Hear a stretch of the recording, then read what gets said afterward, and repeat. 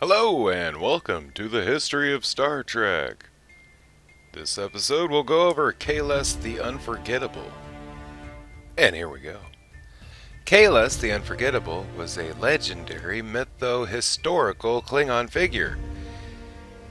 He was the first warrior king and emperor of the Klingon Empire, known as the greatest warrior of them all. Kahless's battle cry, "Today is a good day to die," continued to be a popular Klingon utterance unto the 24th century, including the simpler form, "It is a good day to die." Sometime in the 9th century, Kahless defeated his enemies, including Molar and Fek'Hir, on the field of battle and founded the mighty Klingon Empire, uniting the Klingon people and giving them the laws of honor. Upon his death, Kahless promised he would return one day to lead the Empire again.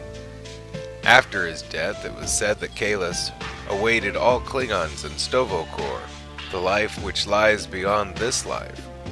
His teachings of honor and tradition form the basis of modern Klingon philosophy and culture. As of 2374, Kahless was still revered as a near-divine figure by the Klingons. Although Kahless was not highborn, those who descended from him and his wife, the Lady Lucara, were said to reside within the Klingon Imperial Court. Those members of the court, including the Daha Master Corps, were considered of the blood and were regarded throughout the Empire to have been born to rule by the divine will of Kahless. The stories of Kahless were stories of the Klingon people, passed down from generation to generation. These stories reminded the Klingons about who they were and where they had come from. Klingons studied these stories for all their lives. Worf said he found new truths in them on each reading.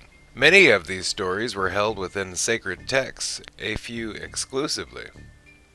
Nevertheless, they remained an integral part of Klingon lore. Kahless's lifetime. The exact time period in which Kahless lived has repeatedly been described with different numbers. In 2373, Worf enthusiastically mentions Kahless's battle against Molar's troops to have happened 1,000 years ago. This would appear to be somewhat of a contradiction, as TNG's rightful heir states that the monks on Boreth have been awaiting Kahless's return for 15 centuries, i.e. 500 years longer. Either Worf rounded the number of years in his enthusiasm, or Molar and Kahless were at least 500 years old, which, while the maximum lifespan for Klingons has never been clearly defined, seems to be without precedence.